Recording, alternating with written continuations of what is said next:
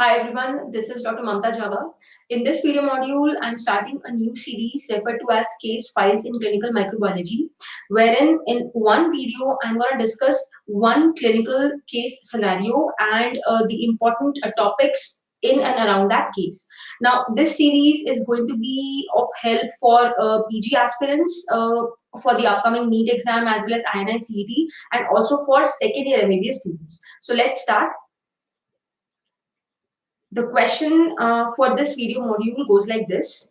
A 5-year-old boy developed bloody diarrhea after eating a poorly cooked hamburger. A few days later, he was hospitalized with oliguria. The child did not have fever. Which of the following is not a property of the probable causative organism responsible for symptoms in this child? Now, guys, before I read out the options, I want all of you to think about what could be the probable cause in this child who is coming to you with number one bloody diarrhea. The child does not have any fever and the symptoms commenced after he consumed poorly cooked hamburger. So it's a very straightforward question given to you. This in all likelihood is a case caused by EHEC, that is enterohemorrhagic E. coli. All right.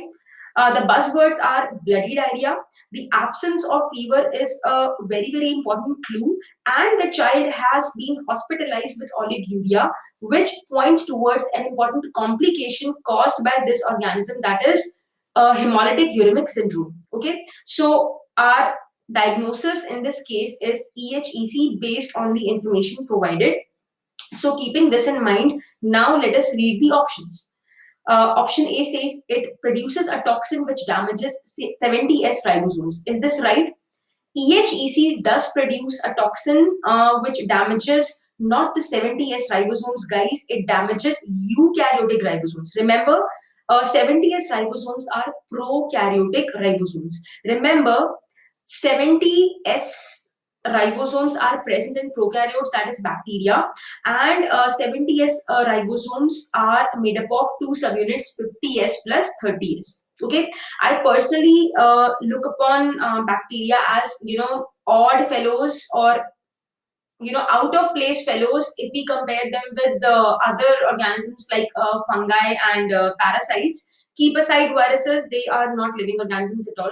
So if we consider the living organisms, meaning bacteria, parasites and fungi, we have got fungi and the parasites as eukaryotes. Remember, E for eukaryotes and E for even number ribosomes. Okay, so eukaryotes have got 80S ribosomes, which are made up of two subunits, 60S and 40S. So remember, 8, 6 and 4 are even numbers, and E for even, E for eukaryotic ribosomes, whereas bacteria, which are the odd man out or the odd fellows out, they have got odd numbers. Remember, 7, 5 and 3.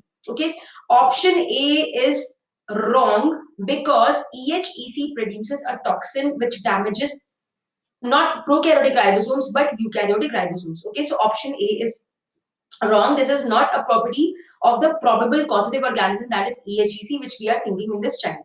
Now, option B says the toxin produced is very similar to that produced by Shigella. Yes, absolutely right. The toxin produced by EHEC, in fact, is referred to as SLT, that is Shiga-like toxin. The other name of this toxin is verocytotoxin because it damages vero cells of tissue culture. So option B is right.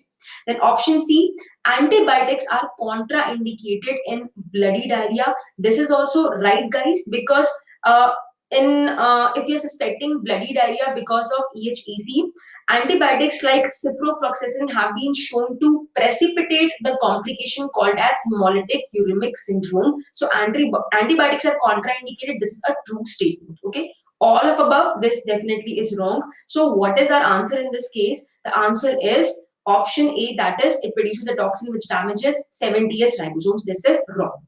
Now, I have drawn certain cartoons to help you remember the important features of this important causative organism. What you can see over here, hum hi hum, baki sab pani kam. You can see a nice bacterium which is flaunting its peritrichous flagellum, and it is red in color, meaning it is G It is gram negative. And what is its shape? It's a rod or a bacillus. So it's a GNR, a gram negative rod, that is gram negative bacillus. Now, EHEC, the letter H is very, very important. EHEC, because H should remind you of two important things, rather three important things: hemorrhagic colitis, hemolytic uremic syndrome, and hamburger, specifically beef hamburger.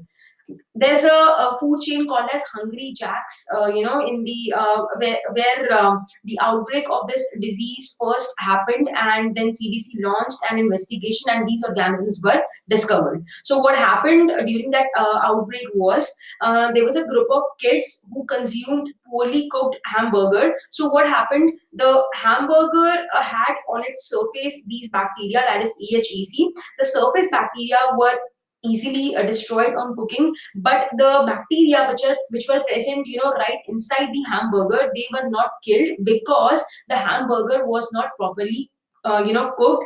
And that is why those bacteria which did survive, they happen to produce a toxin, that is verocytotoxin or Shiga like toxin. Okay.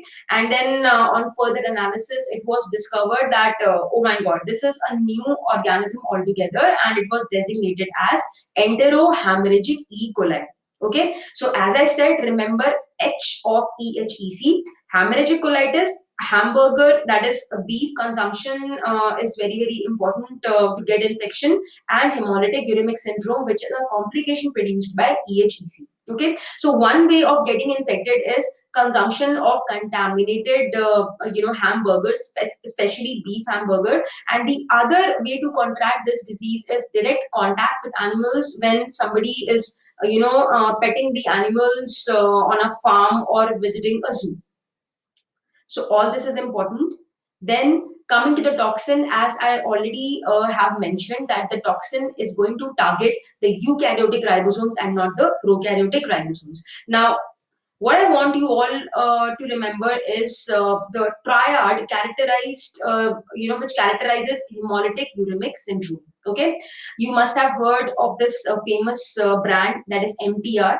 Okay, the ready-made food which is manufactured by MTR brand. So remember, have MTR food while laughing, meaning HUS stands for laughter, that is hemolytic uremic syndrome. And while laughing, you can consume these MTR packets. Okay, so MTR actually stands for us for what? Microangiopathic hemolytic anemia, thrombocytopenia, and renal failure. Now, why all these things are happening? This is because firstly, this complication, hemolytic uremic syndrome, happens when the toxin produced by EHEC enters the blood circulation. That's number one.